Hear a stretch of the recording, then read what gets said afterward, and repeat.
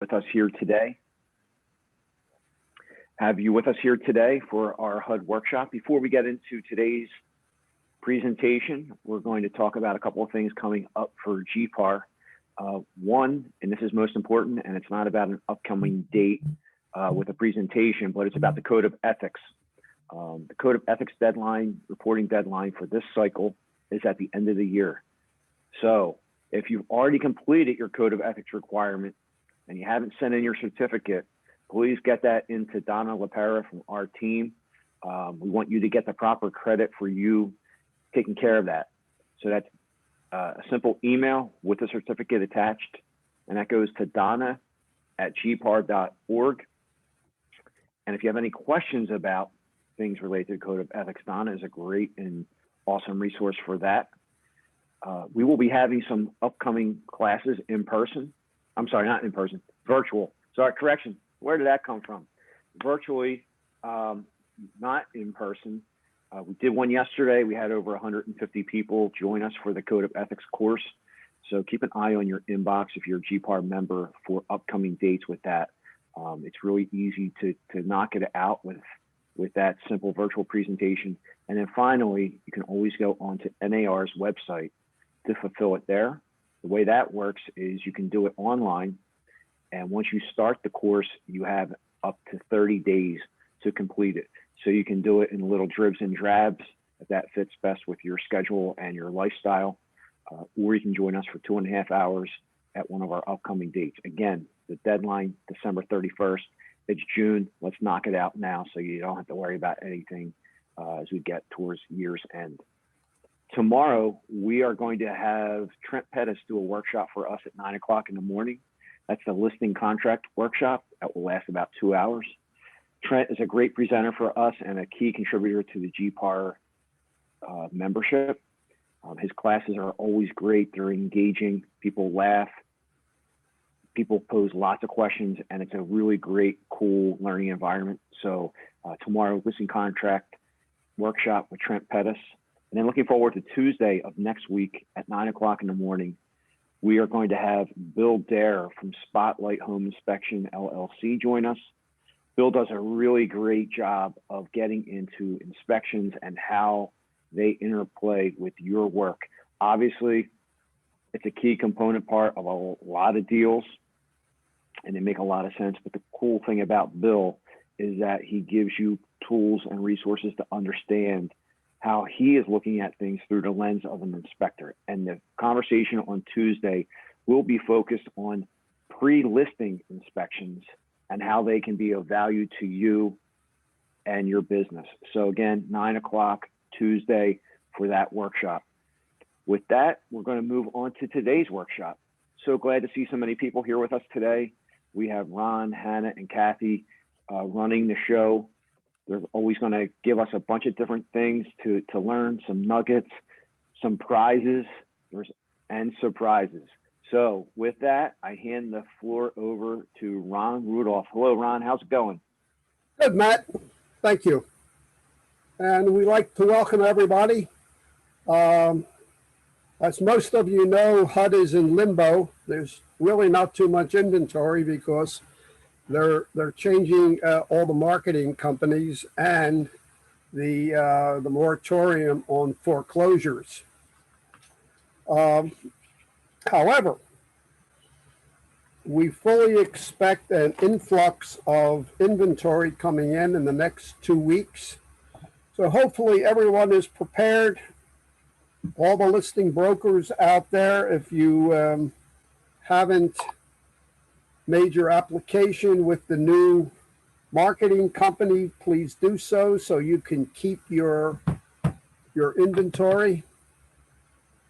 If you had any listings, if you had any pendings, if you had any temporary off the markets, the company that won the contract in our area, which is RAINE, it's RAINE, and their actual website is raincompany.com.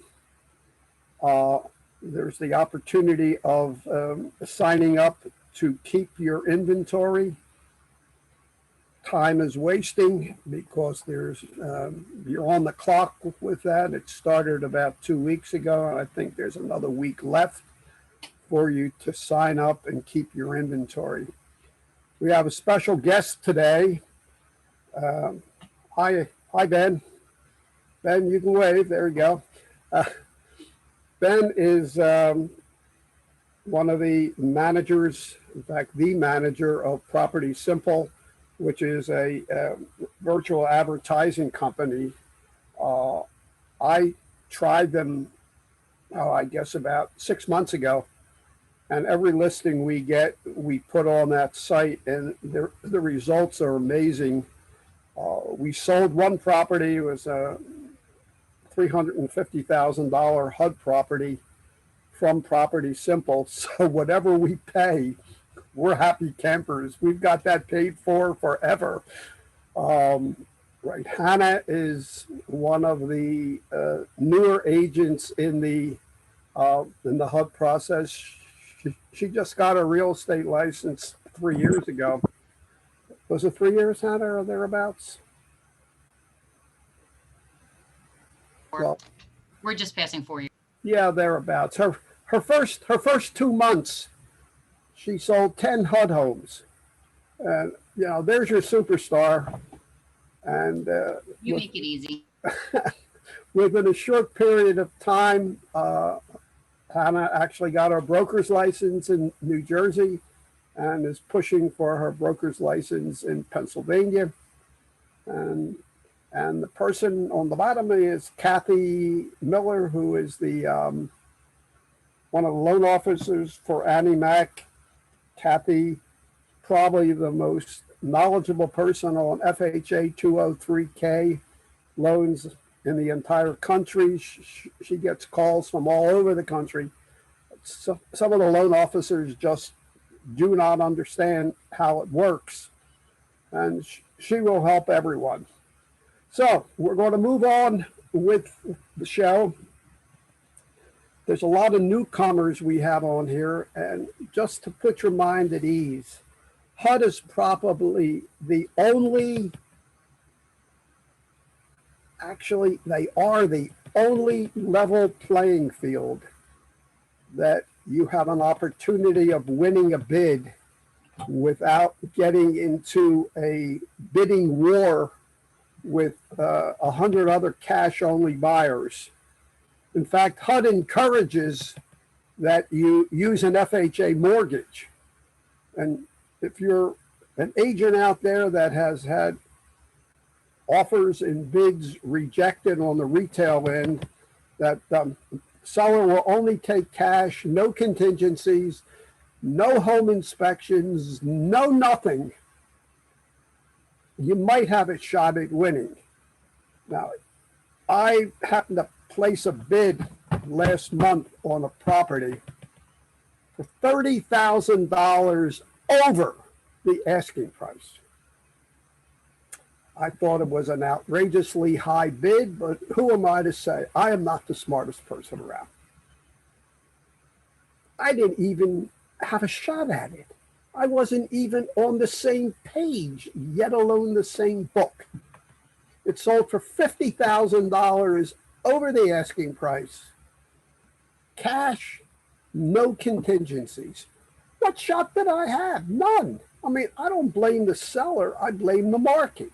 And the market is what it is. And if one thing my 12 years in the military taught me is to adapt and improvise.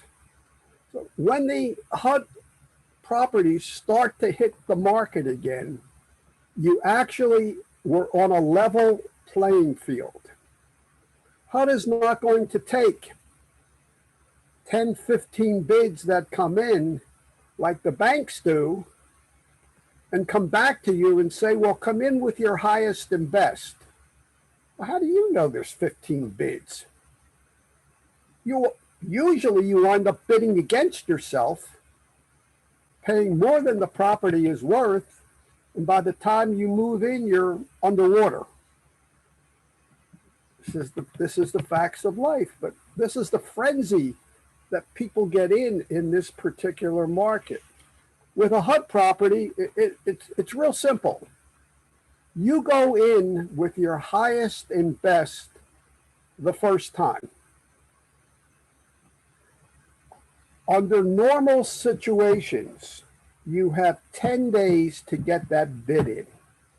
So you don't have to break your neck being the first one in the property. You have a full 10 days.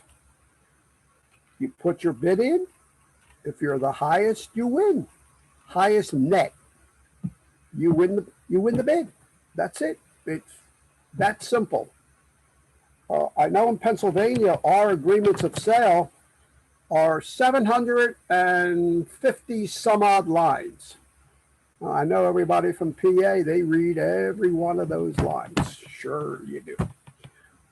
When you place a HUD bid, it's 13 lines, 13 questions.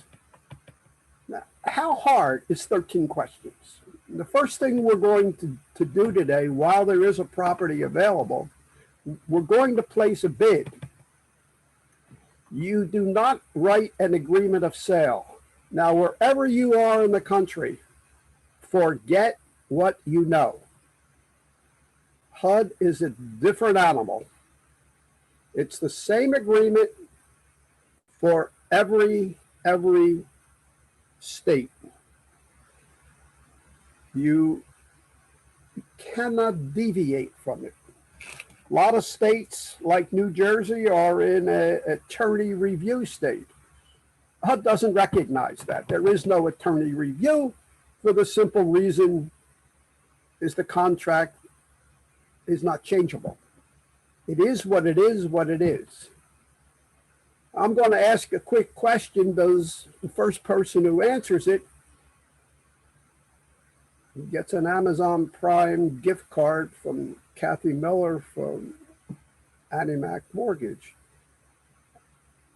Matt, who is the CEO of GPAR, is going to be the referee of who answers the question first correctly.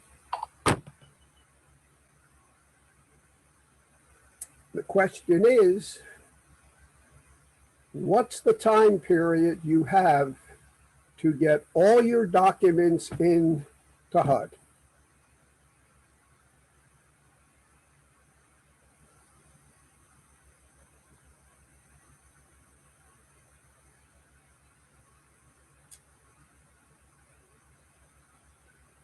Matt, the first person that answered 48 hours is the winner. And who is it? Do we accept 2 days? 2 days, we count, 48 hours.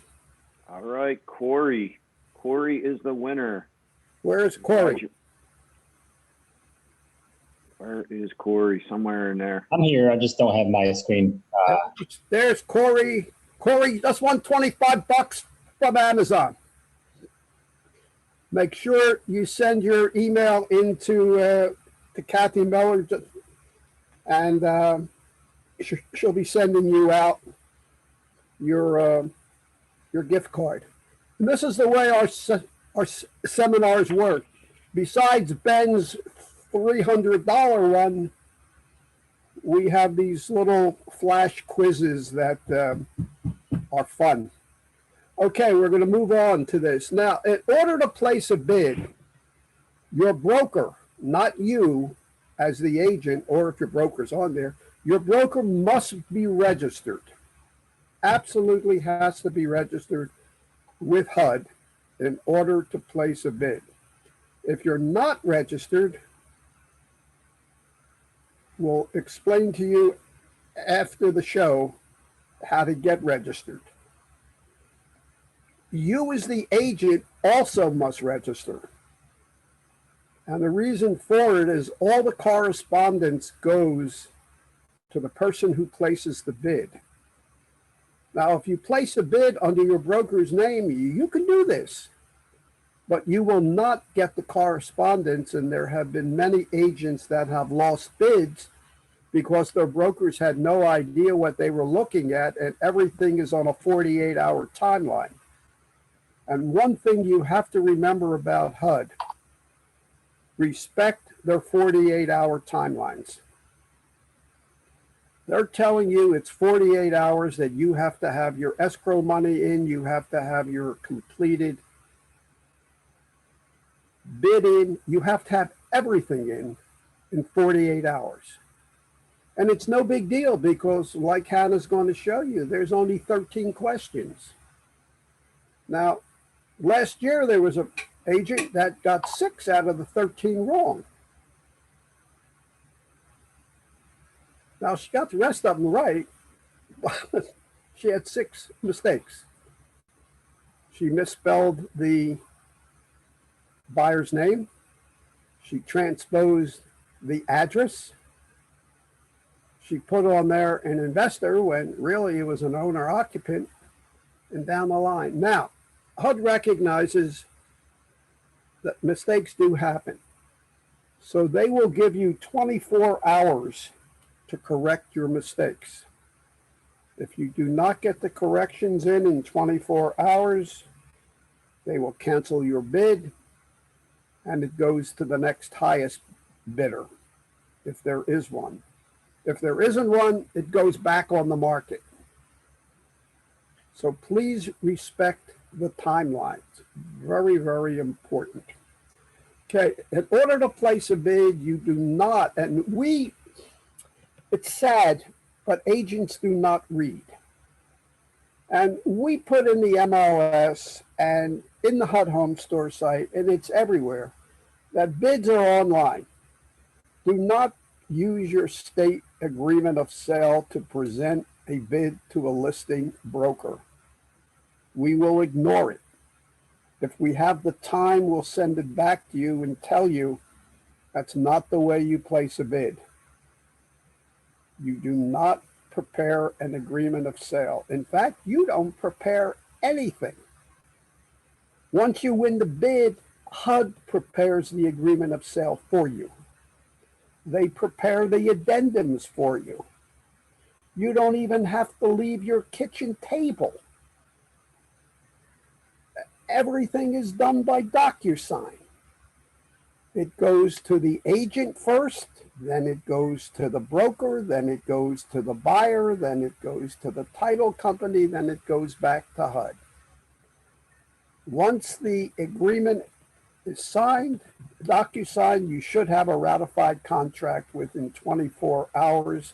Make sure your lender gets a copy of the contract, as the lender is not on the DocuSign. There's only the selling agent, the selling broker, the title company, and HUD. That is it. Don't make it any more difficult than it is, because it is the easiest commission you will ever make, as long as you respect the timelines. Don't panic if you make a mistake. Like I said, it's correctable. The only thing that is not correctable is the Social Security number if you're bidding as an owner occupant, or the EIN number if you're bidding as an LLC or a corporation. That's the only thing that cannot be corrected because of Homeland Security. Now, in order to place a bid, you get onto the HUD Home Store site. We're going to do Pennsylvania because that's where we can do bids. We can do them in New Jersey and Pennsylvania, and there's only one property available, so we're going to buy that one. Hana, time's yours. Okay, so actually I'm going to go back to the beginning on HUD so we can see where everything starts at. When you first go to HUD Home Store, you're going to get a main property page. It's going to show you the entire country. You can click any single one of these states and it will show you if there's anything there listed. You see they're highlighted. The ones that I can click are darker blue. They're going to show you everything in that state that's available. If you can't click it, it means there's no listings there. So like Ron said, we have nothing in New Jersey right now, but in Pennsylvania, we have one house at Pocono Lake, Pennsylvania. The property case number is where you have to click to bid, but all of this is very crucial information. Obviously, you're going to have the address, the price it's listed at, bedrooms, bathrooms, and what period it's in for bidding. In the extended period, if you hover over that question mark, you can see that it says all bidders. The all bidders means literally that everybody can bid on this property. There are a bunch of different listing abilities. If it says exclusive, it's owner occupants only. If it says lottery, it's good neighbor next door. There's a couple other stipulations to that we'll get into later. But right now we're in extended period, so anybody can bid on this property. So I'm going to click the case number, which takes me over to all the property details.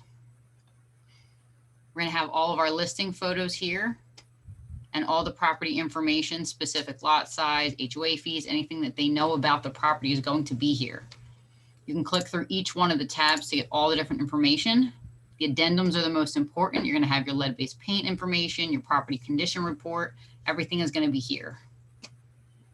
So if we want to bid, we're going to go down to the bottom. We're going to hit submit an offer. As soon as you start the bid, it's going to warn you that you only have 15 minutes to complete the bid. From the moment you click your information into this page, you only get 15 minutes. It sounds like not a lot of time, but if you have all the information in front of you, it takes like 5 minutes to do it. So it's very easy. You're going to pick your NAID type, which is selling broker most of the time, unless you work for a nonprofit or a government agency. You have to enter your company's NAID number. They're all different for every company. And then your license number. We're going to verify. Or it's not going to verify. Let's see. Ron, the site's down again. Try one more time. All right, Ron, we can't place a bid. We can't place the bid? No, the site's not working again. Which NIID are we using, Jersey or Pennsylvania? Oh, you're right. What's the I know. Pennsylvania? I don't remember the Pennsylvania one by heart.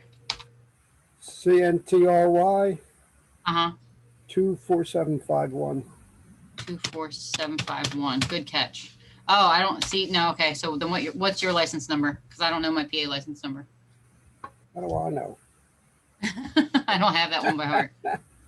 I will tell you in 1 second.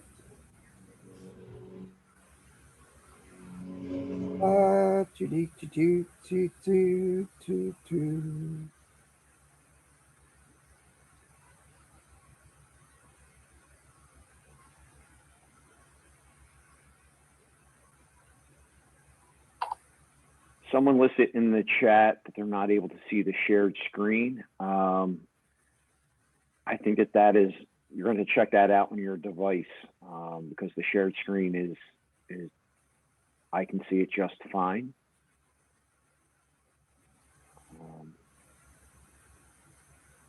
So look at your settings of how you're. Are you on the shared screen yet?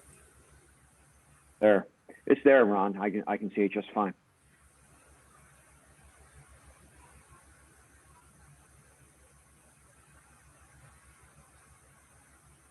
All right, success. We got that figured out. Good. Good. Or at least I think. Okay, where are you? My license?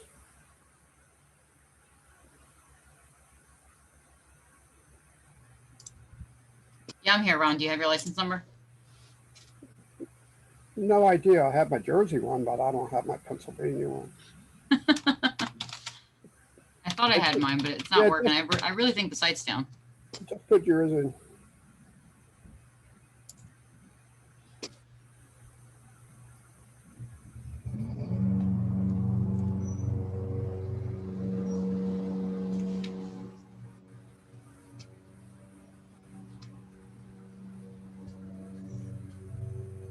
Let's skip the bid and come back later. I think it's the site. I put my license number in and it's not working.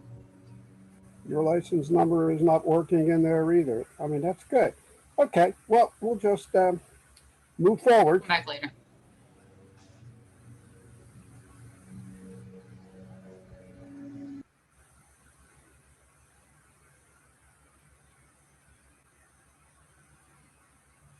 Do you have the right NIID number in?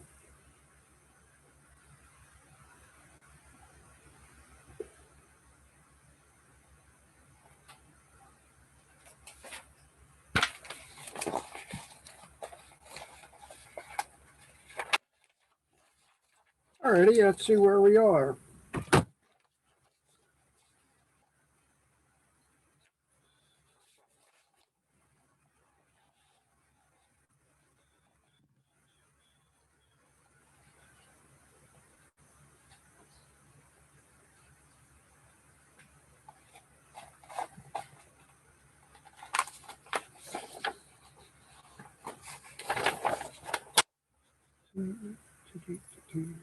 Okay, let's try AB 043919A.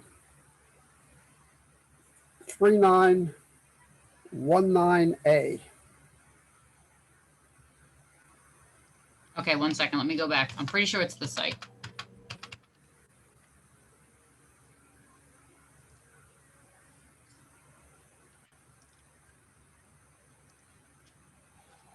All right. Said AB 443919A. 043919A. Nope. CNTRY 24751. Got it. Oh, hey, we go, Eureka. Magic. Okay, so once we're through all of that mess and we are in here, you can see there's a bid submission time right here of 14 minutes and 48 seconds. First thing you want to do is verify you're in the right house, that you haven't accidentally clicked on a different link and bid for the wrong house. So make sure your address is correct. This is the amount you are agreeing to purchase the property for. What do you want to put, Ron? $55,726.15. Okay. I recommend always after you type in the price to hit tab, because if you notice down here, it automatically populates these two fields. You're going to pick what type of purchaser you have, whether you have 203B insurance, 203B with escrow repair, 203K, a conventional or a cash deal. How are we paying today, Ron? Let's make it cash, Make it cash. Cash is king. no seller assist. So this is where you would put in if you're requesting a seller assist. We're going to go 0 on this. Your purchaser, owner, occupant, investor, nonprofit, or government agency? Investor. Investor. We Back- always recommend number 10, you hit the first button is you may hold this as a backup offer. If your offer does not get accepted, Very What's that? important you always check that box off as backup. Yes. Because just because you don't win it on the first try, you might win it on the second try if the first deal blows out. And keep in mind, there's a high percentage of these agreements that do blow out, at least 25 to 30% in our area. So make sure you're a backup buyer. If you work for HUD, you have to tell them yes or no. Well, it's a no.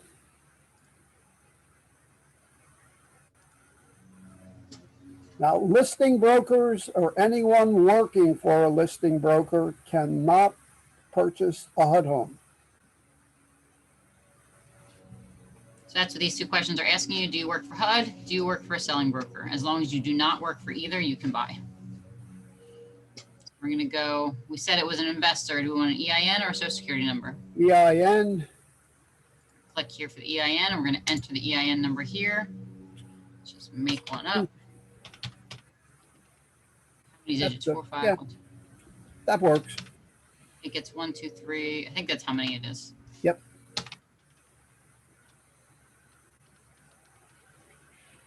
Name. Now, these are the 13 questions.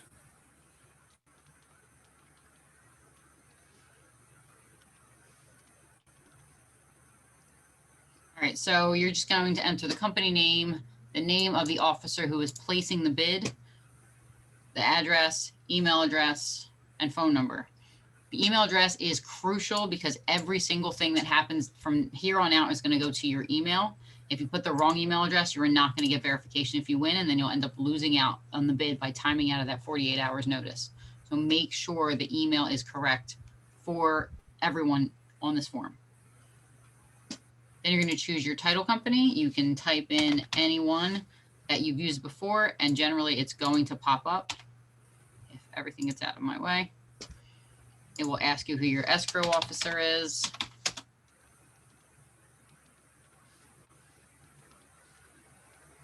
It's not giving her phone number. Let's see, hold on.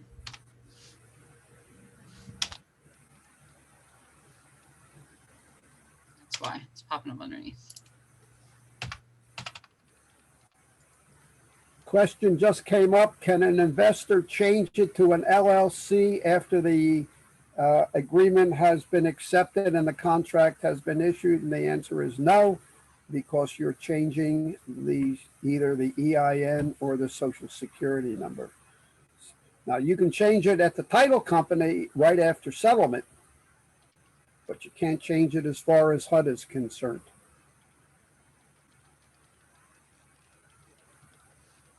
All right, so once you've entered the information for your broker, you're going to hit continue. It's going to tell you that if you win the bid, you're going to have to verify some of the documents for your closing agent. And here it shows you any errors that you have. Pete, Broker that's commission absolutely, amount is wrong. yeah, just to answer Pete, that's absolutely correct. No relative of the listing broker can buy a HUD property also. So if you ever get this warning and it tells you that the valid selling broker commission amount is incorrect, it just needs to be changed by a penny, because if you notice, sometimes the math doesn't work out exactly right. So you just lower your commission by a penny and it usually fixes the problem. I'm gonna hit continue, see if it fixes Now we it. have 9 minutes and 40 seconds to complete this.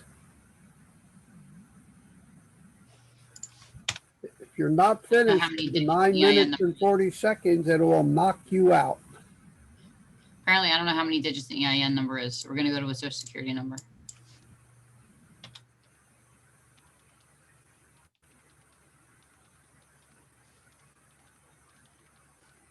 All right, let's see if I can do it now. Ta-da. Okay, so this is the first confirmation where you're going to look at everything and make sure everything is correct. Go through, verify that the price is correct. You've spelled everyone's name correctly. You've got your email addresses in. You're going to read all the certifications and the terms and conditions. And as long as you agree, you're going to check. And then you confirm the bid. It takes a second, but then it populates this confirmation number. We recommend to always print the bid acknowledgement so that you can save it on your computer for later. If something happens and somehow the system goes down, but you have proof that you placed this bid and you were the winning bidder, this is the only thing that will prove that for you if you have to make that argument. Is there anything you want to talk about on this before I withdraw the bid?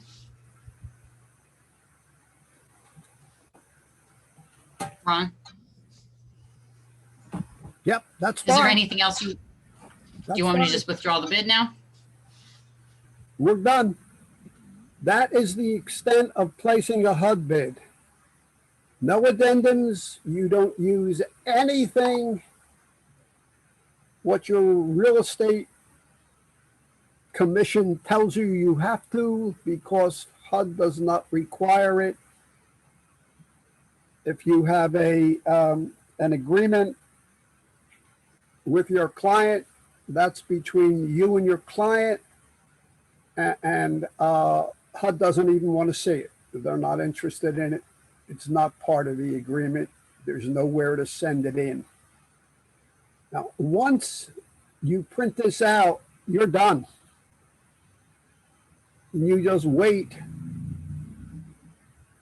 That's absolutely correct, Pete. We do that all the time. Make sure you send a copy of the confirmation number to your client.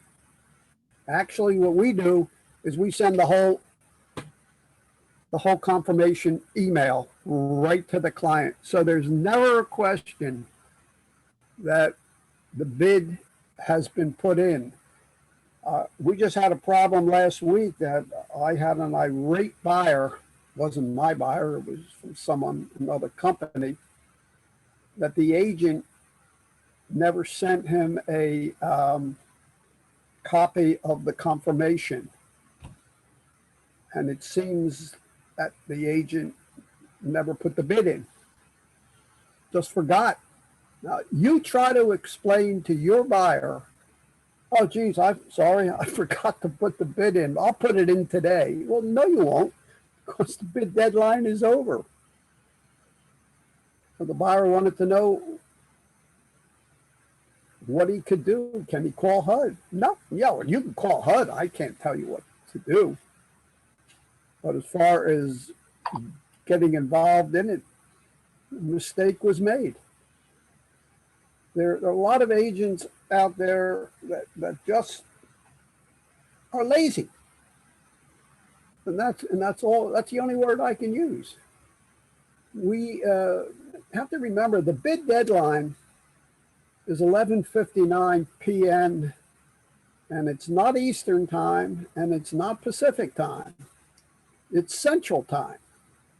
So we here on the East Coast really have till 1 a.m. to get our bids in. And our phone lines are open till midnight. And our investors know this. You see something that comes up on the HUD Home Store site, and you see it's active, you call me at 11:30 at night. I don't care. I'm up. We'll put the bid in.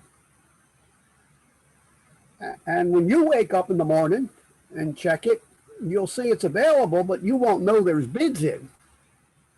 And around 11 o'clock, 10 o'clock in the morning, you see it's off the market. It's not on the HUD Home Store site anymore. That means I put the bid in at 11:30 at night and I beat you because you were sleeping.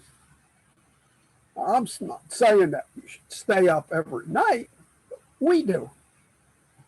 Because we know that the HUD site changes 3 times a day normally.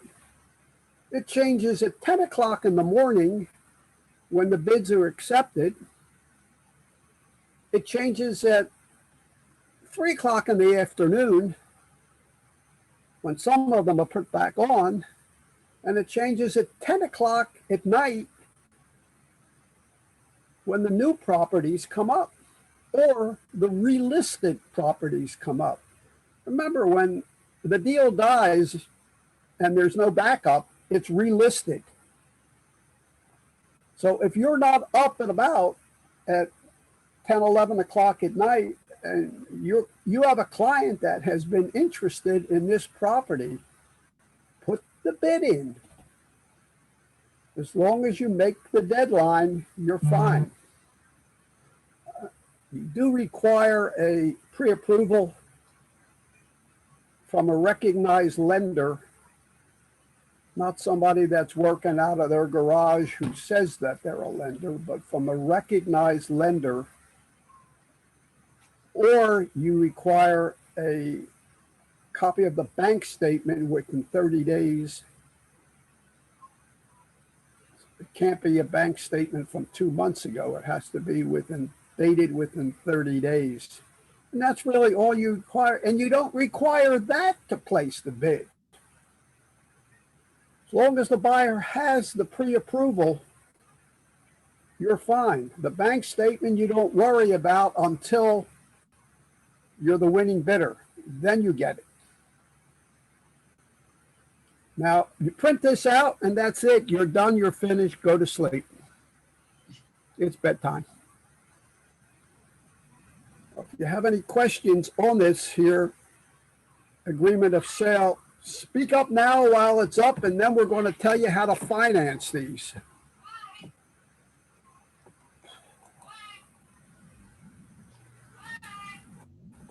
Somebody asked what the Good Neighbor Program is. I shall tell you what the Good Neighbor Program is.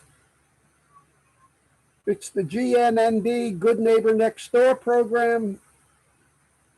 The properties are only in revitalization areas.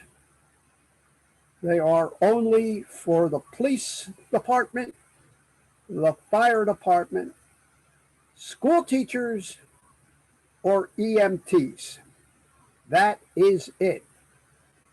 The buyer's discount is 50%. The bid has to be at the asking price. If it's $160,000 asking price, You have to bid the $160,000, and at settlement, the buyer will get a 50% discount of $80,000. Now, HUD is not exactly taking that $80,000 off.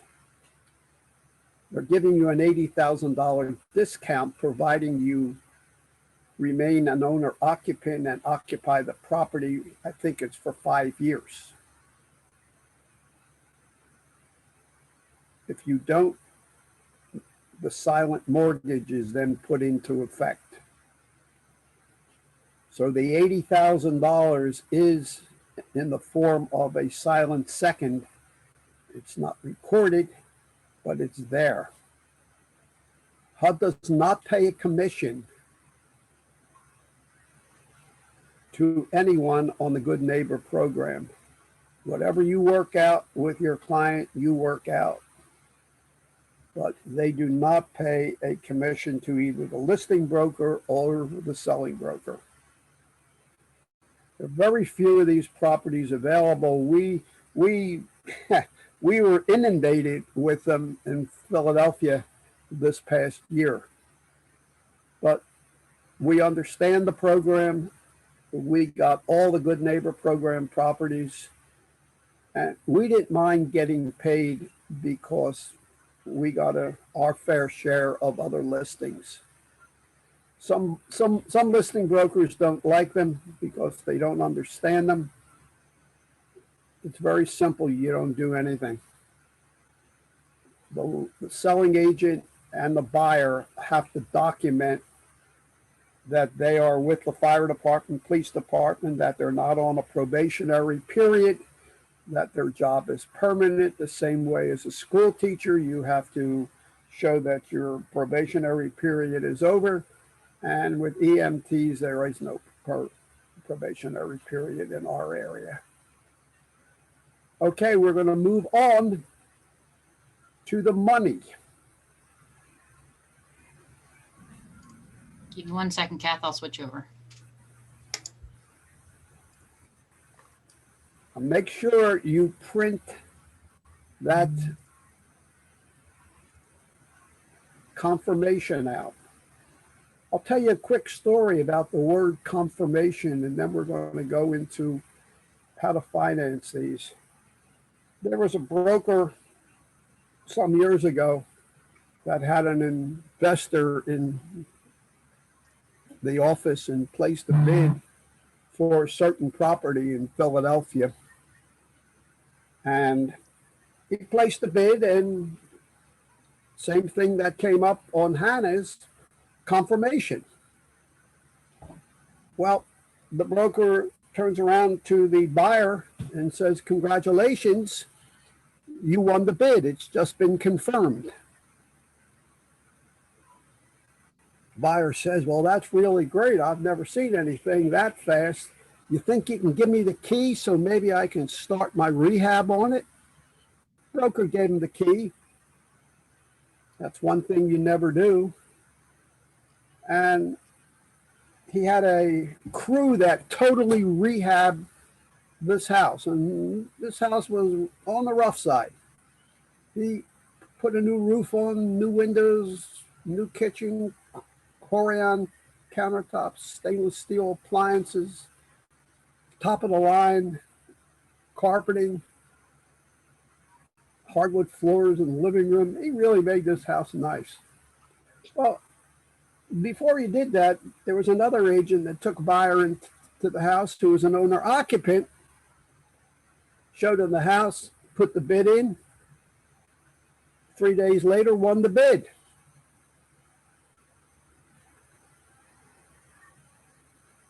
He went in for a walkthrough a month and a half later, and the house was just absolutely gorgeous, totally rehabbed. This is when George Bush was president and was getting beat up all the time. He goes in the house and he said, "God bless George Bush. Look what he did for me for this house. Wait till I tell all my friends." So this second buyer had a brand new house basically for 10 cents on the dollar. The couple of days later, the fellow who rehabbed it come banging on the door. He wanted these people out of his house. And there was a, how shall we say, a little confrontational problem on the front steps of screaming, yelling, and everything else until the police got involved. Luckily enough, the first police officer on the job happened to be a part-time real estate agent that knew the terminology. So the police officer says to the rehabber, well, let me see your paperwork. So he brings out a confirmation. And he said to the fellow who was living in the house, well, let me see your paperwork. And he had a HUD 1. So obviously who the owner of the house is. So he said to the poor guy who rehabbed the house, he says, I don't know who told you that you won the house, but this is a confirmation. This simply means that the seller confirms that you put a bid in and you weren't the winning bidder. Well, about $38,000 later on an Arizona mission claim, I would have never paid it, but the insurance company did. This is, you have to read, you have to understand what you're reading. I think everybody on here understands that what a confirmation means. It's confirmed that the bid is in. It's not confirmed that you won it. When you win the bid, you will receive an email from whoever the marketing company is. Congratulations, you are the winning bidder. You have 48 hours to get your paperwork in. The deposit monies are very simple. If it's under $50,000, it's $500. If it's over $50,000, it's $1,000. And if it's over $250,000, it's $2,000. That is it. We have agents dropping off checks for 10%, for $10,000, $6,000, whatever. HUD will reject them. 500, 1,000, or 2,000. And it tells you right on the contract what your escrow money is. The check is not made out to the selling broker. It's not made out to HUD. It's not made out to anyone except the title company. Check has to be delivered to the selling broker.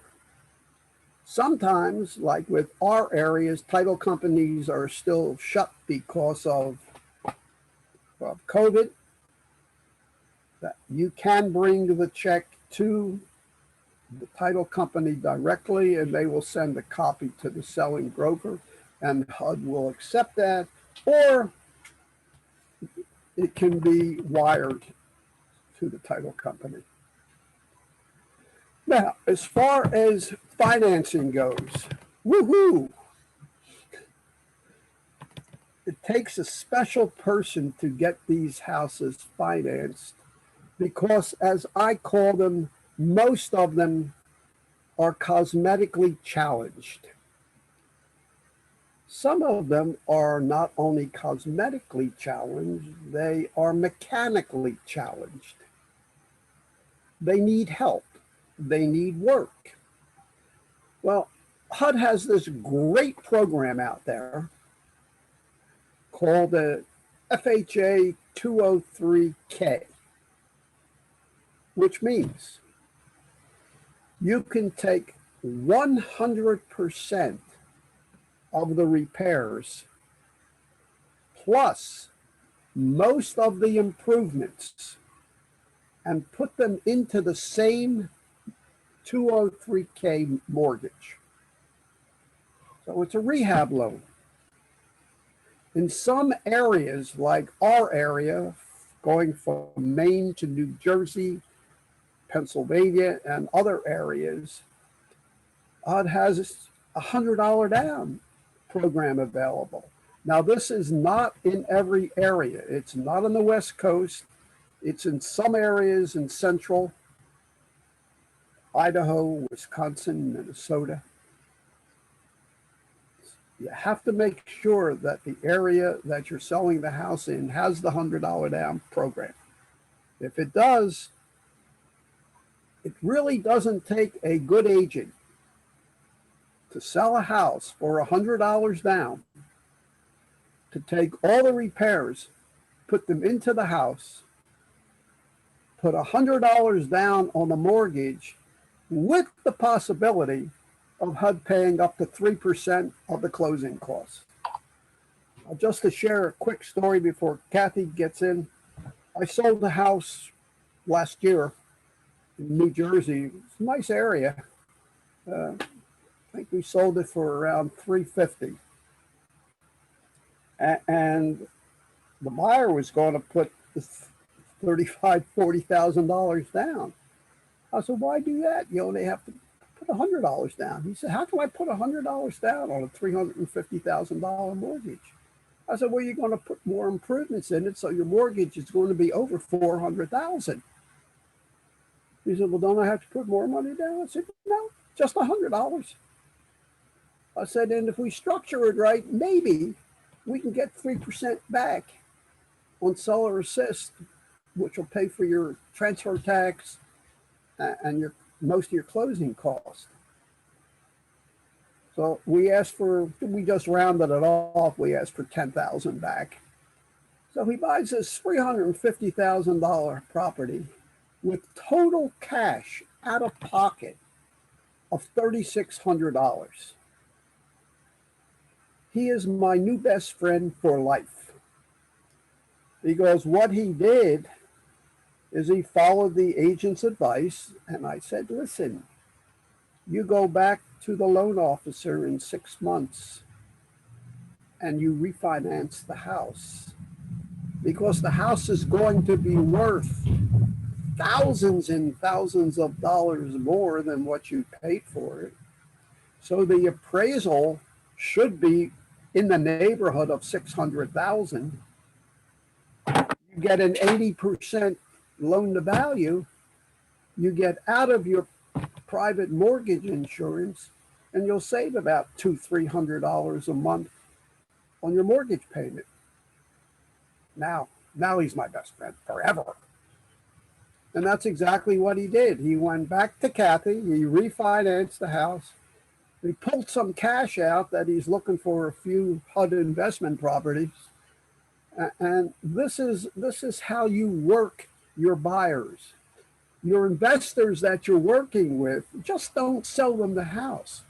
Make it very clear to them, when they get this house finished and rehabbed, you expect that listing back so you can make a few dollars, because you can't make that much money in selling them. So the investors, they're not dumb either. They're smart. They figure they have an in with you because you know where the HUD houses are. So if they want to get any more, they'll give you the listing. Naturally, if they're going to rent it, just let them rent it. We don't even bother with rentals. They're not worth the time, effort, and energy. But now Hana was doing great there for a while until the market blew up. All her investors were giving her back the properties, asking crazy prices for them. She would call me up, this guy's out of his mind. He wants $30,000-40,000 more than the house is worth. Take the listing, don't worry about it. Every one of them sold, people were happy, and then they turn around and they say to you, geez, I probably sold it for not enough money. I could have probably got more money out of it. So you have to tell them, bulls and bears make money and pigs get slaughtered. Make a fair markup on it and move on to the next one. I'd like to introduce Cathy Miller, who is, she's really sharp. She walks around with a bag of money. shows up at the settlement table with the checks, and we close another one. Kath, Thanks, you're Ron. up. Hi, everyone. So I'm just here to explain to you how you go about financing these HUD properties. Like Ron just told you, they're majority cosmetically and mechanically challenged, which means it could pose a problem for an appraisal when you're just trying to do a typical conventional or FHA mortgage. Luckily, HUD has the FHA 203K renovation mortgage that helps you along with purchasing or helping your clients purchase these properties.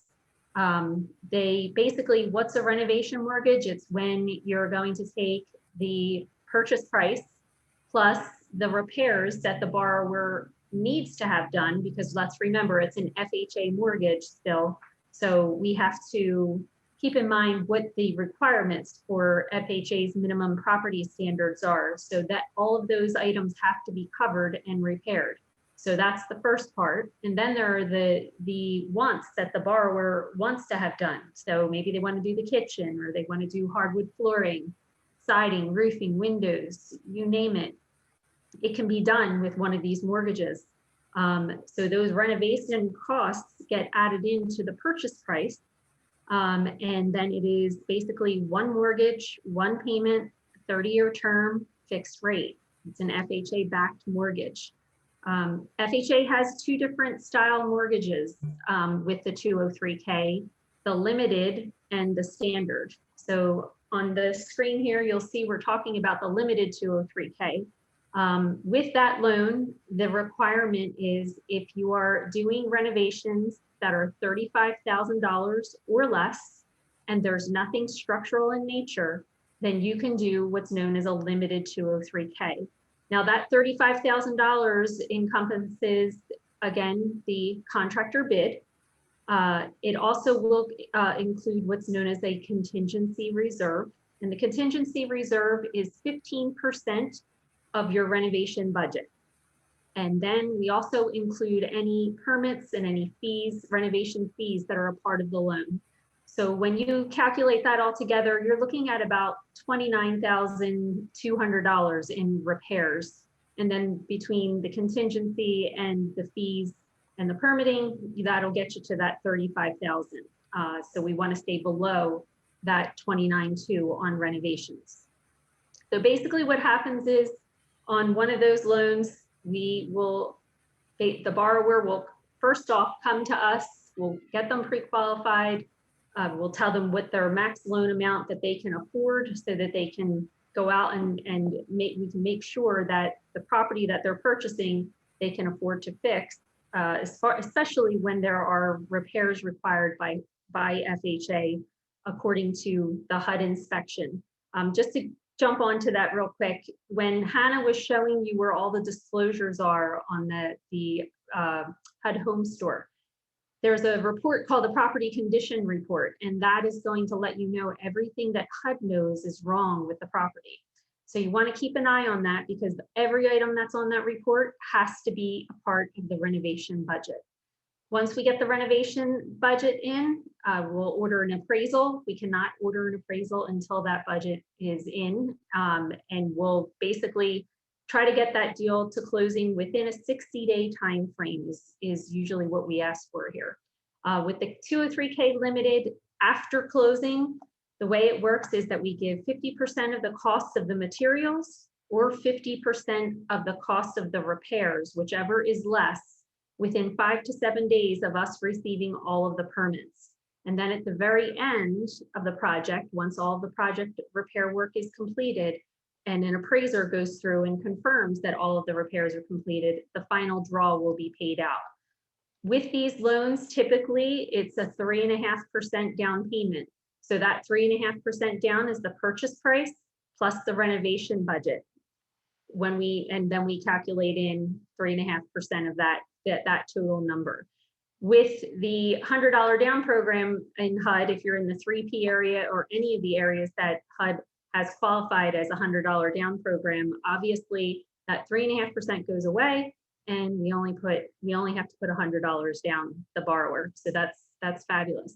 This is only for primary residence. Remember, we're dealing with an FHA mortgage, so still only primary residences. Thanks, Hannah. All the county loan limits are going to apply. So when we're calculating in those repairs, we have to make sure that we're below the county loan limits. After we close, we give 6 months for the repairs to be completed. We want the entire project to be done within 6 months. However, if there is a holdup, we will give extensions. We do have draw administrators that handle everything after closing. All of the contractors must be licensed and insured, provide good references, and we always recommended that they're well-funded. You don't want to get a contractor that is going job to job, that maybe they have someone working in the office that can handle the paperwork for them, because when we're trying to get your deal to closing, the contractor is our biggest delay. And that is why we say to you that we need 60 days to close these deals.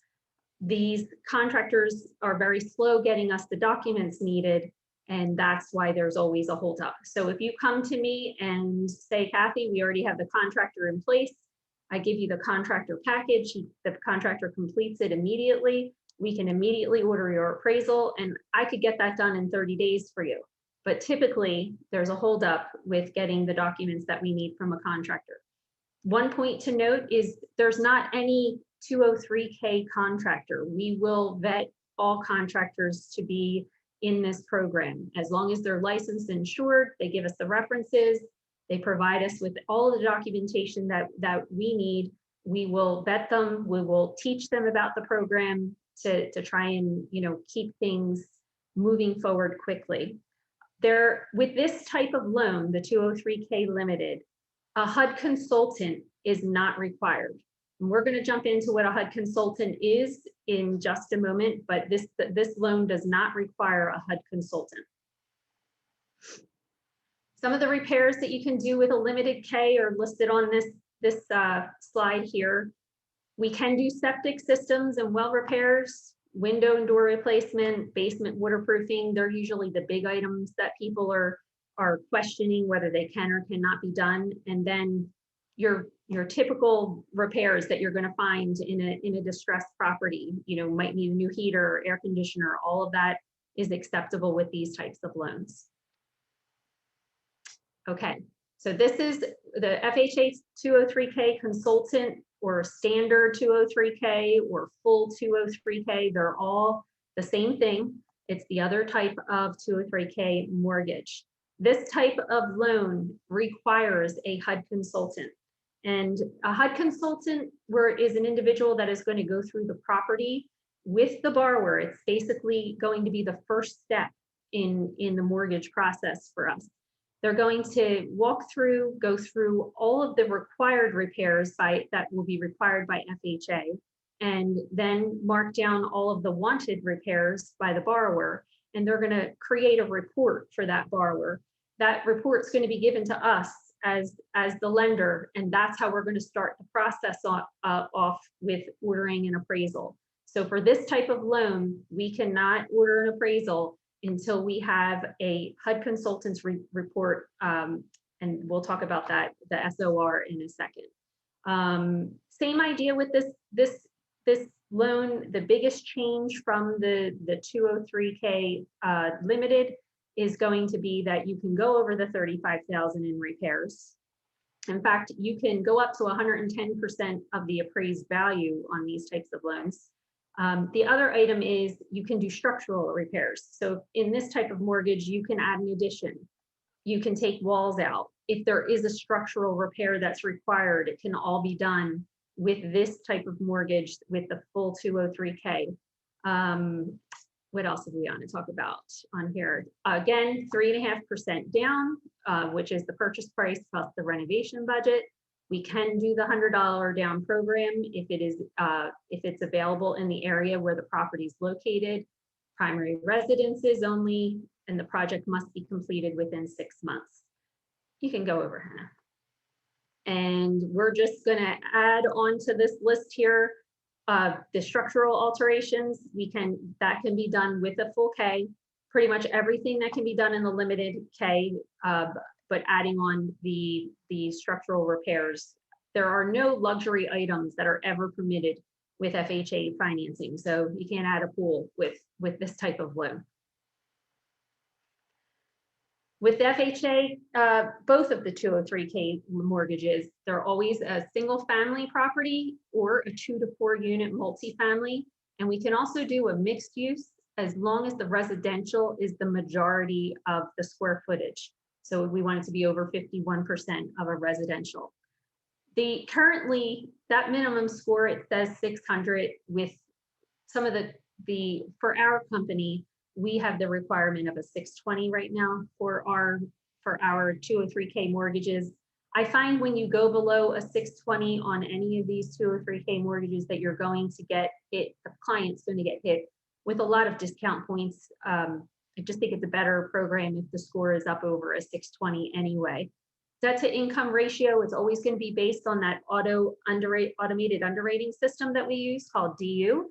And typically, if we have a good credit score and good income coming in, basically we can sometimes bring it up as high as 56.9%. But it's going to be there are different factors with every single loan. All right, so we've already gone over the loan to value, basically 3.5% down or 96.5% for the purchase or the $100 down program. Not really talking about refinances. However, if you do have a seller that has a property that is in need of repair and it's struggling to be sold, which in this market is probably very unusual, they can refinance the mortgage and do a renovation mortgage as well. We've gone over the after improved value. We can bring it up to 110% of the after improved value after we get the appraisal.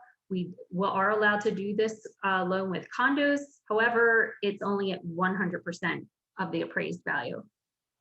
With all FHA deals, there's always the identity of interest. Refers to a transaction between family members, business partners, the conflict of interest. Basically, we can work with that, but it's going to be on a case-by-case basis. The contingency, typically with a HUD property, because the utilities are not on, it runs about 15%. It can be as high as 20% in some cases, depending on the condition of the property. The reason that we have a contingency reserve in place is basically once you close the deal, the borrower is going to start working on the property. And there could possibly be some unknown problems or issues that come about that need to be taken care of, whether the first is going to always be that they have to care for health and safety issues. Then they can move on and take care of other items that they'd like to add with this type of contingency reserve, but HUD is always going to require that those health and safety issues are taken care of. If we don't have the funds there to take care of them, the borrower would have to take care of them on their own with funds on their own. So that's why this contingency reserve is put in place. It can go as a minimum of 10% down, 10% of the renovation budget. However, never have I seen that with a HUD property. The contract, it's always written for the purchase price. So you'll notice that when I give out a renovation pre-qual, it always says that the loan amounts to be determined, because we don't know what that contractor bid is going to come in at. So, and we don't know all of the repairs immediately as to what the borrower is or is not going to want to do. It gets changed sometimes pretty often. So we leave that as a to be determined. And that's why the contract price is always just the purchase price. And we require that the contract state the type of mortgage and that it is a 203K mortgage. Some of the costs associated with the renovation loans, there is a supplemental renovation fee, origination fee, I'm sorry. It's 1.5% of the renovation budget, or $350 or $500, depending on what program we're using. So whether it's a limited or a full K. There are costs associated with draw inspections, and anytime a HUD consultant has to come out and do an inspection of the property, they're going to charge an additional inspection fee for that. And we put this all in writing on our loan estimates prior to the borrower closing, so they're aware of what the fees are going to be. It won't be any type of surprise. Every time a draw is given out after we close, we give a draw to the contractor, there's always a title update to update the amount of the loan at that point, okay? There's always the Hud Consultant Fee, which we can discuss. The Hud Consultant Fee runs anywhere from $400 to up to $1,000. It depends on the actual renovation budget. So for instance, for a $50,000 to $75,000 renovation budget, it's about $800. Those rates are set in stone by HUD. They're not something that is anything that can be negotiated. Basically, every HUD consultant charges the same fees for the consultant fee. Go ahead, Hannah. I think I've kind of gone over the consultant, but I haven't gone over what the report is called. So when the borrower goes out with the HUD consultant, they're going to inspect the property, and then the consultant's going to write a report known as an SOR, or a Specification of Repairs. If you're doing any type of addition or any type of structural change to the property, we might require for any architectural drawings, things like that, to be done. And on the SOR, they'll also see the charges that the consultant plans to charge for a draw inspection and exit inspections. An exit inspection is basically the final inspection by the HUD consultant. And this is just a sample of what the SOR looks like. And I show you, there are the fees that are set in. One thing I want to point out is if you're doing a limited 203K and the borrower would like to have a consultant come out kind of to act like a middleman and to inspect the property for them, they can actually hire the consultant, and the consultant will do what's known as a feasibility study. Because remember, on a limited K, we don't need a consultant report, we just need a contractor bid. But they can still have that consultant come out and kind of be the middleman between themselves and the contractor. And the cost of that is anywhere from $200 to $275. Each consultant charges a different fee on that. That's not set in stone. Okay, so when we get into a conventional renovation mortgage, basically, this type of loan, especially for a HUD property, is best suited for an investor, okay? I have had a couple borrowers with a HUD property go into a conventional home style, but with that $100 down program, it's usually not as appealing as the FHA is. The conventional mortgage always requires at least a 5% down payment when you're talking about primary residence. When we're talking about an investor, they can actually put 15% down to get into one of these loans. So if you have an investor that's looking to purchase a HUD property, there is a financing type that they can use as long as they're buying and holding. So I know a lot of the investors today want to purchase and flip, but as a lender, we will not work with that type of program. These are meant for an investor that's basically going to hold on to the property for at least a year and rent the property out. It's a great program. It runs similar to the 203K as far as the repairs that you can do. However, it will allow for luxury items to be done. So you can do a pool with these types of renovation mortgages. Honey, flip. I just went over this as far as the repairs. You can flip again, Hannah, sorry.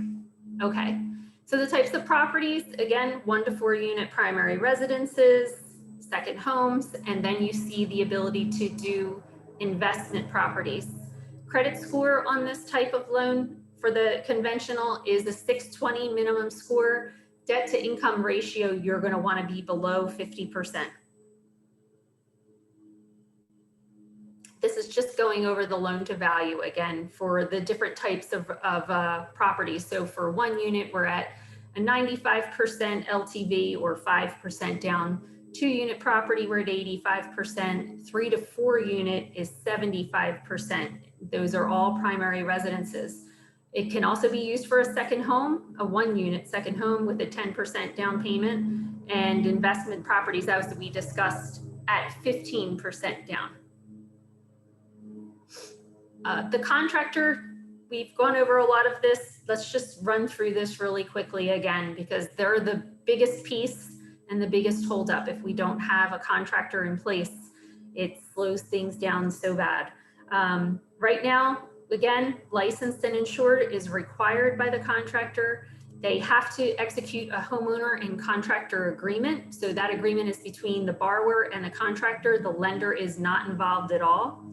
They have to provide a detailed written estimate of the work to be completed. And when we say detailed, we want to know line by line, labor and material for each item. Always recommend that they be well-funded, that they have established credit that can, they're not just waiting for pay for this job to be able to get through, because remember, they're getting draws. So they do have to fund some of the costs up front until they get their first draw. We do review with them how they're going to be paid with the draws, especially when they're working with a consultant. That is all gone over with the consultant. Will speak with the contractor regarding that. It's not something you as the realtor has to get involved with. And on a limited 203K, you can use up to 3 contractors, specialized contractors. So one plumbing, 1 electrical, and then maybe 1 general contractor if you wanted to do it that way. Makes life much more difficult. I would say the easiest way to handle it is to have 1 general contractor. And when you're working on a full 203K or the conventional home style, it's required that it's 1 general contractor. There is a website here that you can look up contractors that have worked with the 203K program before, but honestly, any contractor can do it. We'll get them through what they need to, the training that they need. We're just reviewing, this is probably my last slide, the difference here between a 203K and a conventional. So right now, the difference on here is saying that the FHA will allow down to 600 credit score, and there are some lenders out there that will allow that. Right now, we're at a 620, so they're both basically same requirement there. However, FHA will allow a higher debt to income ratio, where conventional, the debt to income ratio is lower. You need to be below 50%. Conventional is going to be less expensive, and depending on the loan to value, that we don't have to add the PMI in if that's if we've got that 20% equity, we do not have to add that in. That's all going to be determined after the appraisal is completed once we get the appraised value. There are less restrictions definitely on a conventional mortgage, obviously from the minimum property standards point. FHA has their requirements of what needs to be done. There's no identity of interest on a conventional mortgage, so can't purchase from a family member or anything like that. Luxury items such as pools are allowed on a conventional, but not an FHA. And conventional is capped on the amount of work that is allowed to be in the renovation, which is 75% of the after improved value, where FHA does not have a cap. I think that's it. For me, any questions? Ronald? Okay. Now here's the segue. As far as agents buying HUD properties, no. As far as agents buying AnnieMae, Freddie Mac, bank-owned, yes. There is a great program that Cathy has out there that she touched on, but I really like it. It's one of the few financing programs available for investors. If you can see yourself buying at least 1 property a year, talk to your tax consultant about opening up a real estate IRA. you'll be surprised what you can do with real estate in an IRA. Do you want to touch on agents buying these properties, Kath? It would be a rehab conventional of how much money they really need percentage-wise on, we'll just say hypothetically, $100,000 property. So if we're doing 100,000 and that's completing the purchase price and the renovation budget for an investor, it would be 15% down. So for a realtor, if you're purchasing as an investor, you would need 15,000 in that case. And what's the new credit limits, the new credit scores that they have out on investors? 620. It's still Still gonna. 620. Yep. Mm-hmm. Yeah. There's some lenders were charging charging premiums on lower credit scores. Well, that's not. So let's talk accurately here. So Yeah. that doesn't mean that when the rate is locked, because the credit score is lower, you're going to not get hit with some discount points. Sure. In fact, most of the renovation mortgages right now are coming with at least one discount point when we're locking rates. So that's something that's been happening for the last year. So yeah, with the lower your credit score, no matter if you're an investor or if you're just an owner occupant, you're going to obviously pay more discount points on the. I mean, if you're an investor, you're not going to be having the loan that long anyway. So No, exactly. It doesn't really make any difference what the rates or what the fees or anything else is. Well, that's the same thing with the 203K. I mean, sometimes I have buyers that want to buy down the rate, and in some circumstances it's best, especially once we get the appraisal back, if we can see that they're in a good position to be able to drop mortgage insurance by refinancing, it doesn't make sense to buy the rate down. Just make your first 6 payments, get your project done, and then you can refi out of the FHA mortgage and get into a conventional mortgage. Because you can flip the financing in 6 months. Right.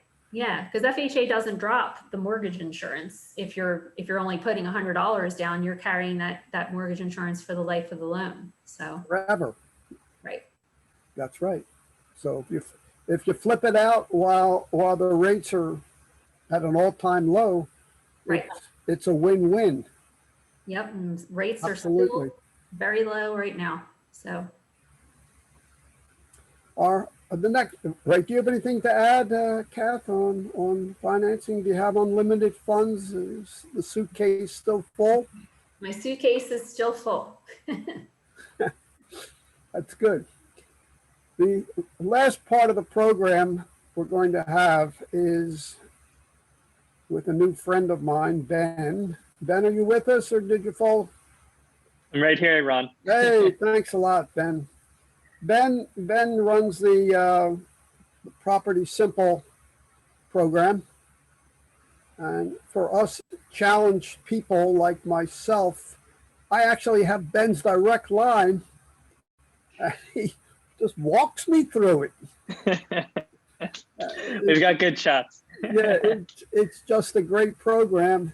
Ben's going to go over it with you, spend about 15 minutes. He's going to give you a special link for the people that are on this program now. It's for a $300 marketing program. No credit card is required. No sign up is required.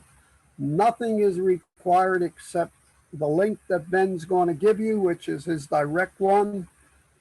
He'll set you up with the program. If you like it, you can continue. And if you don't like it, it's still free. So Can't beat free. free is for me. Let me tell you, it's. I mean, I can't say enough about it. I'm a big Facebook user, and I've over 3,000, we'll say, Facebook friends, and the I use Facebook for advertising. And where else do you advertise on my stuff? On Instagram? Instagram as well. Yeah. Yeah, we do Instagram ads. I never signed up on Instagram, but I still get leads from it, which is cool. Ben, time's yours.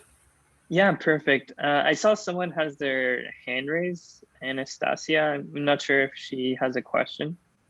Oh, yes, I was typing in the chat behind the scenes. I just had a question. I thought somewhere in there we said that investors had to hold for a period of time. And then I thought just now at the end, it said that you only had to hold it for 6 months. How long does the investor have to hold?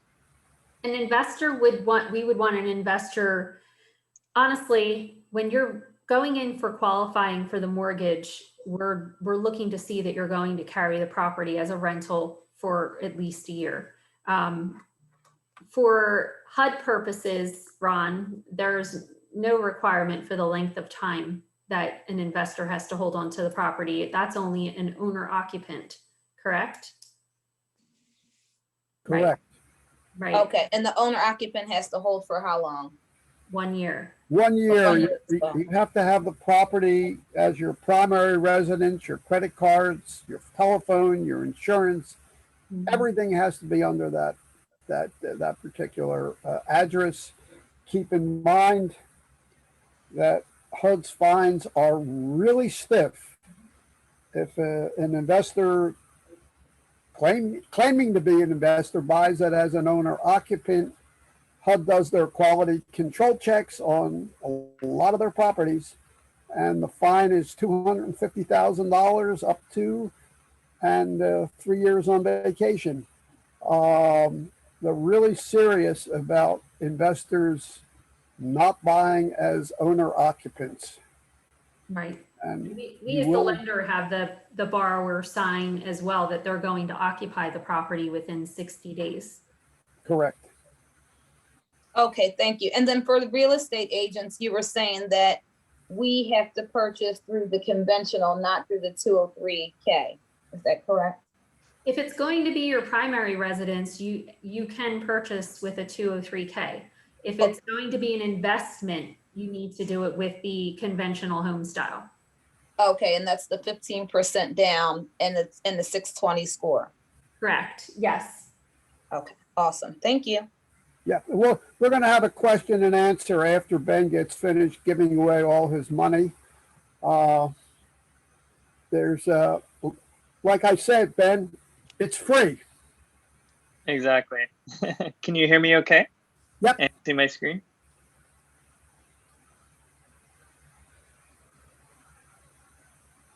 Can you hear me? Yes. Yeah? Okay. Perfect. All right. So don't want to waste any time here, so I'll jump in. I've posted a link in the Zoom chat there. And so to take advantage of this offer, all you need to do is to select a time in the calendar. And I've posted the link there in the chat, so you can go ahead and click that link, select a time that works for your schedule, and then we'll be able to help you get your free account set up later this week or next week, whenever works best for your schedule. So first of all, I just want to start off on the Property Simple website here. I'm sure you've heard lots of pitches, lots of CRM tools, lots of marketing or advertising tools for real estate. This is completely free for 2 months. You're getting our pro plan. And what it does is it posts automatically to your social media. So it'll post your listings to Facebook, Twitter, and LinkedIn automatically for you, as well as other content. Just wanted to show you our platform here. We are a national property portal, so you can search listings here on the page. You can also learn more about us on the landing page here. And I'll go ahead and jump into the quick little presentation here. So I'm sure you've heard of lots of tools that are out there and available. Lots of lead gen, lots of CRMs. And one agent I spoke to a little while ago, he said, yeah, I was talking to a guy selling a real estate CRM. He said, you really need to buy the CRM. It's going to cut your work in half. And you told him, sure, let me buy 2. So, you're going to get lots of tools, a lot of different stuff you can use out there to streamline your business. And I just want to show you here quickly what Property Simple can help you do. So first of all, Property Simple allows you to generate content without wasting your time. So when you look at marketing, nowadays, content marketing is really big. So big companies and small companies alike, what they do is create content to post to their social media. And there's really 2 main reasons for doing this. First of all is to build your brand. Obviously, the more people see you, the more people like you, know you, and trust you. And then they're more likely to do business with you. So really important part of just posting is so people see your name, see your brand, and remember you. That's really the whole point of branding is, Pepsi and Coke, they just post their advertising everywhere because they want people to always remember Pepsi and Coke, and it works. People buy Pepsi and Coke because they see it everywhere. That's the first thing they think of when they think of something to drink. So that's why it's really important to use content, to post frequently and post consistently. Another important aspect of posting content is that you show yourself to be professional, to know what you're doing. And so that's why we have content like collections that we'll look at. We've got blog articles as well about real estate. So maybe 5 ways to increase your home value, or maybe 3 questions real estate agents can help you answer, or how does a real estate agent make money? That kind of stuff that people are wondering, and they'll come to you when they have those questions. So we post that kind of content to set you up as the local real estate expert that they can trust. So here, with regards to blog articles, we have actually an in-house marketing team with a background in real estate and journalism. So they're writing these articles, and we put on your name, we put on your headshot, and we also put on your phone number. So each article has your branding on it, your contact information, and it kind of looks like you wrote the article, which is pretty nice. A lot of agents really like that. Next here, we have curated list of properties. And so this is probably the most popular feature that we have, and it's called collections. Now, what collections let you do is to create kind of like a landing page, or maybe some people are familiar with Pinterest.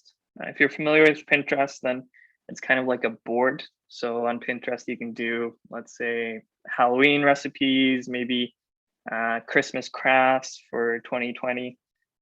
Here for collections, you can do something similar, kind of like a collection or board of, maybe luxury listings in Los Angeles, or actually one agent in Texas, she created a collection of homes of just lots of land, just parcels of land outside of Houston. She put them into this landing page, and the title she put on it was, "I like big lots and I cannot lie."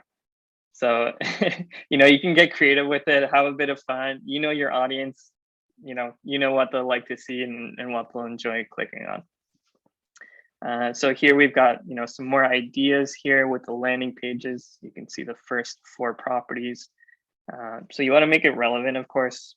Maybe my favorite homes in South Scottsdale, under 300. That might be hard to find right now, but we also have Zoom It Up in a home office, different types of homes here that you can use.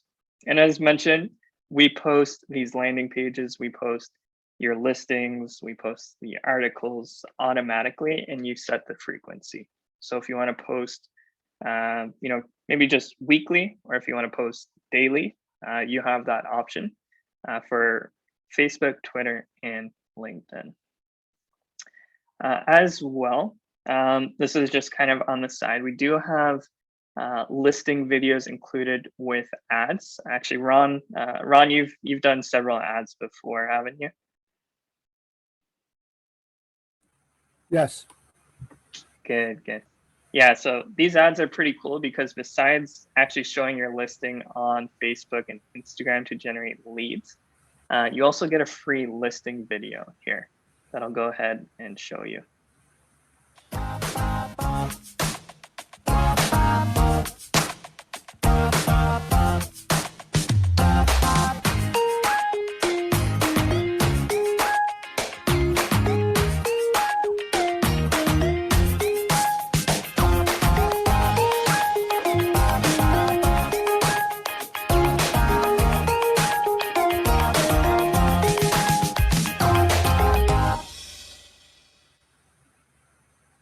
Awesome. So we actually teamed up with the same Italian video software company that works with Facebook. They work with Spotify, Bloomberg, Airbnb.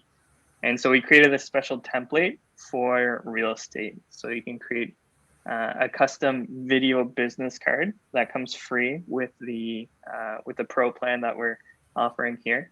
And you also get a free one with any ads that you purchase as well. So, And I will say something, Mhm. and it's good, really. I don't have to do this. Sorry? It's all done for me. Mm-hmm. The least amount of leads that I got from any of the ads that we ran was 13. Mm-hmm. Which wasn't bad, which I don't care because we sold the house. The most I got was 45, which amazed me. I've never got 45 viable leads from anything that I ever put in anywhere at Mhm. one time. I mean, it was, it was amazing. Like I said, most of my ads are coming from Facebook. I don't know why, but that's okay. I don't really care where they come from. And the good part about it is most of them have working numbers. Mm-hmm. Because the way you get the number, which I found out how you do it because I actually saw my ad on Facebook and I responded to it as a sorry, but I had to find out how it worked.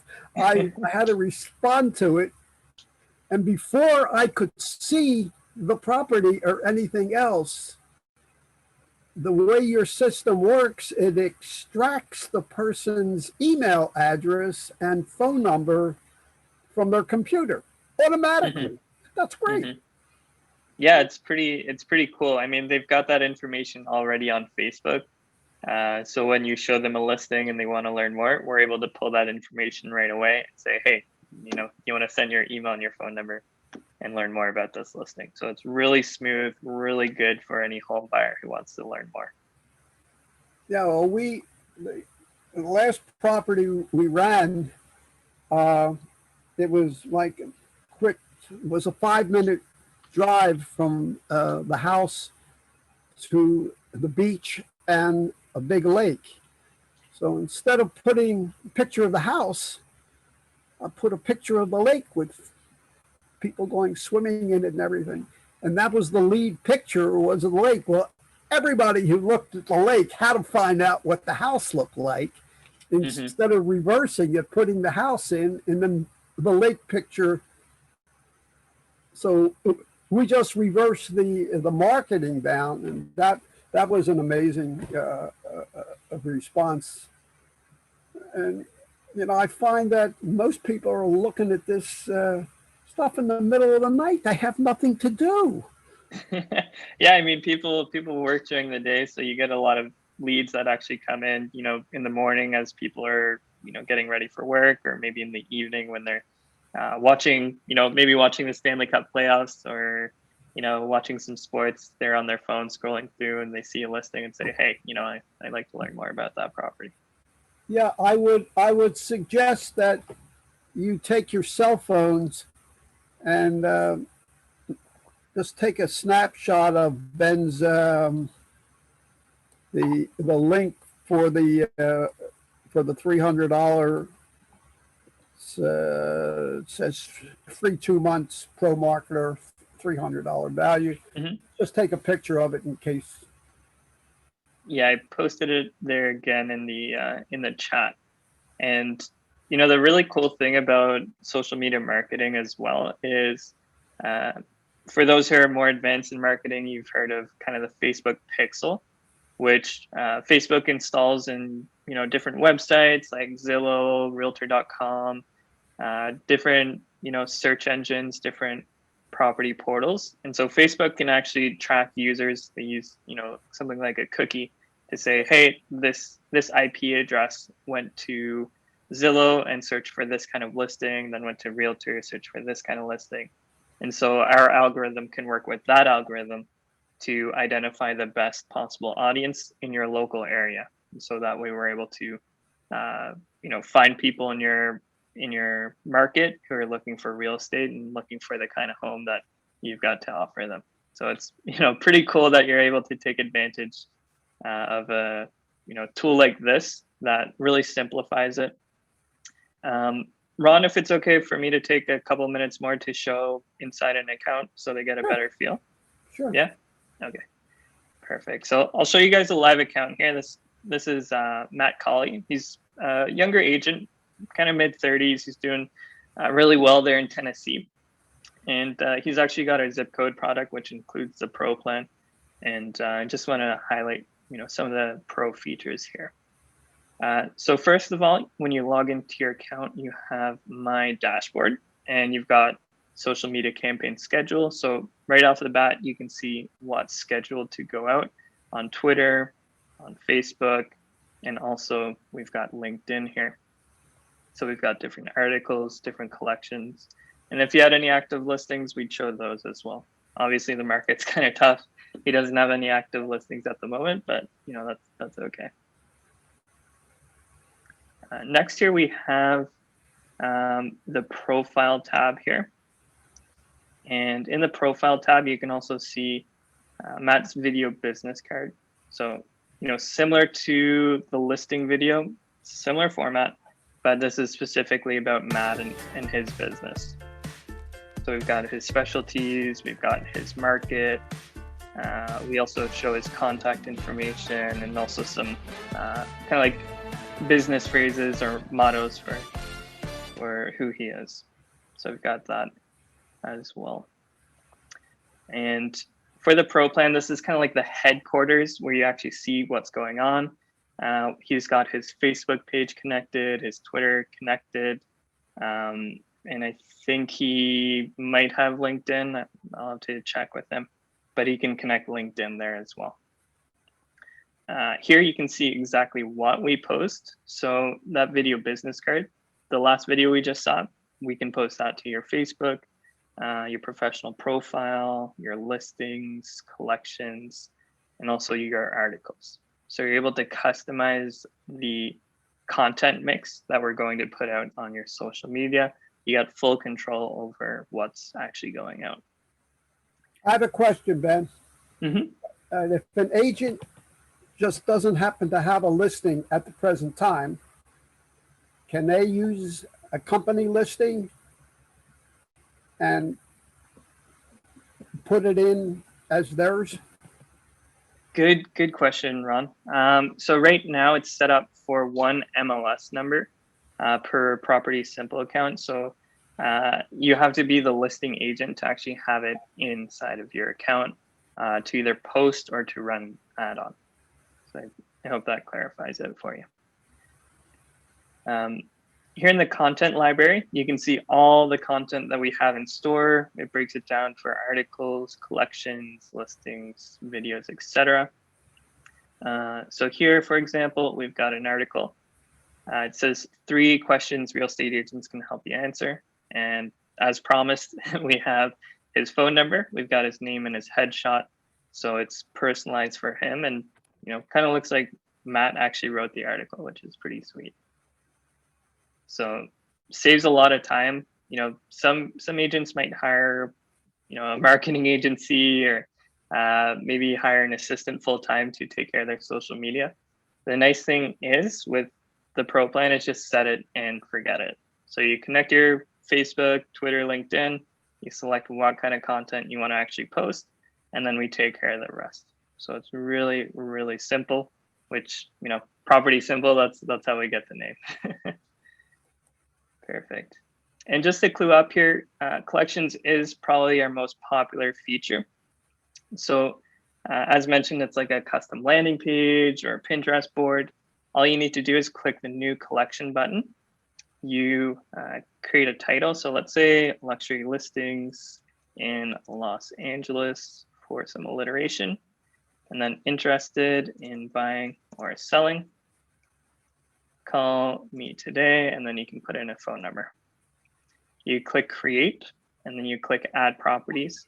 And then you're able to select listings in your local area by clicking the heart icon to add them to this landing page. So we've got Sullivan County Homes, and we've got Matt's information on the right-hand side. And the real nice thing about these landing pages that we post to your social media is that we put the listing agent for compliance reasons, but we also have your name here with that buyer's agent button. So anyone who clicks on your social media post, they check out a listing here, they're going to see your name on it and that buyer's agent button to remind them to, reach out to you if they have any questions about the properties here. So I hope that makes sense. It is fully compliant. I've gotten that questions a few times. How can I put my name on other people's listings? It is fully compliant because we do indicate the listing agent and their contact information is available below. I saw their question. Can you upload your own content? Great question. So right now you can't upload separate content to your content library. However, you can customize the descriptions. So if you look down here and you click on the edit button on the right, you're able to type in a custom caption. So if you want to do, maybe a call to action, maybe include your phone number, maybe some details on a special offer you have, you're able to type in the caption here. You see the preview on the right-hand side, and then you confirm down below. So it's really easy to customize that. You customize the video and you customize the collections as well. Another question about Instagram. Instagram is a tricky one. I love this question, honestly. Before I worked at Property Simple, I worked with an Instagram growth agency where we manage pages over 100K, 150K, 200K. So I'm pretty well versed in Instagram. I understand how it works. And it is a little bit tricky when it comes to their API, which connects third-party platforms like Property Simple to Instagram for automated posting. Currently, they don't have it open for automated posting. That's kind of the simple answer. So we are planning on opening that up as soon as Instagram allows it, but right now they just don't allow third-party apps to post automatically. So when we do have that, we'll roll it out and give it to all our customers, grandfather it in, so they'll have access to that. Perfect. Awesome. So I think we've, kind of like a 5-minute pitch here. We kind of got into the pro plan. If you want to learn more about, promoting listings on Facebook and Instagram, we do that through the ads tab. If you want to learn more about our Property Simple zip codes, feel free to reach out about that as well. But our pro plan is really popular, and it's really, really nice to kind of save you time and make sure you're staying in touch with your audience online. I'll go ahead and post the link in the chat once more. And if you want to, just learn more and set up a free account, you've got 2 months for free. We can get your social media connected on the call that you schedule, and that way you can take advantage of it, and maybe get a few deals, few referrals, and we've got a lot of agents who are really happy, like Ron. So Ron's our poster boy. Perfect. Okay, do we have any questions? Is Daniel Bowling still on with us? Dan, you there? Yeah, Good. Yeah. You haven't heard back from, wait, who did you make the application with?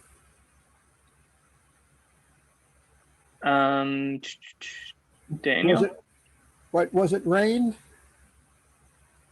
It rings a bell. I'd have to check my CRM to see who I've spoken with already.